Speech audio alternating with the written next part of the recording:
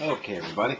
I just purchased a Peak GigaPower camping stove, ultralight camping stove. Um, it is made of titanium. The cup itself is titanium with markings that are pressed in it from the outside, allowing you to see the water level and what the ounces of measure is. It came with the Peak GigaPower compressed gas stove. I like this one particularly because it has its own igniter on it. I don't know if you'll be able to see the spark, but small spark shoots through there. It's not battery powered, so we don't have to worry about it running out of batteries. The only thing I dislike about this so far, and I've used it a couple times already, is in order to get it into its holding container, you have to turn the valve open slightly and raise the handle. Now, not really a big deal as long as you remember to close that valve when you're done. There's been actually twice where I have screwed onto the tank and it started hissing all over the place. I guess it could be dangerous if you're, around a campfire, or maybe if you have a lit cigarette or something like that in your hand. It could be dangerous. So keep an eye out for that. Other than that, the stove actually works fantastic. I am going to do a small review on it. I was going to sit right here and boil water to time it, but I find that pointless because we buy these stoves to be used outside.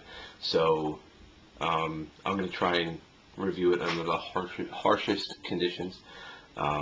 So what I'm going to do actually is I'm going to set the stove and the fuel canister, which, by the way, the lid comes off.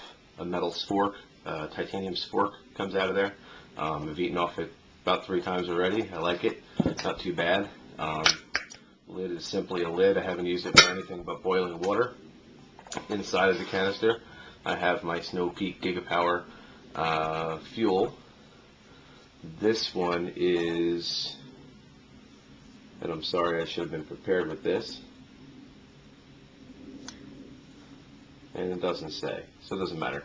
This is the smallest of the ones, and I usually keep 2 in there. One of them ran out. This one's running low. So typically you would pop off the plastic cap cover, which I recommend putting back on to keep the threads and the valve clean and keep it in proper working order.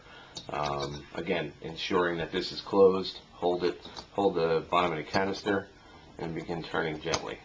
Don't cross thread it, meaning overlap the threads and try and tighten it down from up here, because you'll have to strip it out and it won't work. So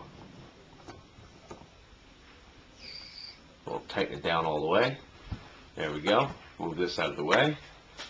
As we turn it, we can open a valve. I tend to open it very, very little, maybe a quarter of a turn, click, and ignite away. I've seen a couple of reviews on these stoves where people were cranking this thing up 3 and 4 turns, and as you've seen right there, 3/4 of a turn is all the adjustment you need for the entire flame. After you're done, turn it completely to the right or to the clockwise position. It'll turn off the gas. Now be careful. These feet right here that the pot sits on will cool off rather rapidly. However, this igniter piece in the center stays warmer a lot longer than the other pieces do.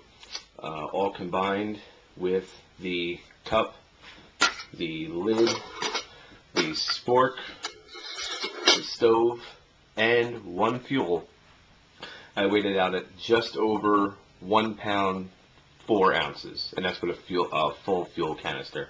1 pound 4 ounces. Also, it comes in a mesh bag, which I am for and against, simply because it actually is kind of hard to get off of these sharp edges. The spork gets caught on it, but it actually makes a really, really good lightweight carrying case.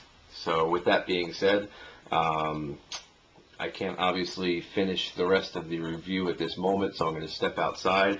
I'm going to put the canister and the stove outside, leave it sit there overnight. It is roughly 31 degrees outside tonight. Extremely low humidity because it's so cold. Very, very light winds, and the pressure is also low. The ambient pressure is also low. So we're going to leave it out there overnight. I think 9 hours. I'm going to leave it out there, and then I'm going to try and boil water from there.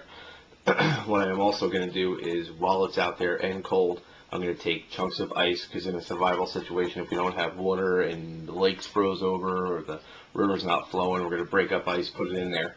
We're going to see how long it takes to melt that ice and how long it takes to bring that water from the melted ice to a boil with a cold canister and cold stove. The cold stove I don't see being too much of a problem. However, the cold canister, as you know, if they're pressurized to a certain amount, when the can itself gets cold, the pressure will decrease, so that might reduce the amount of burn time we have for the actual canister. And like I said, we bought these things to use them outside, so let's see what they work like outside. Thank you.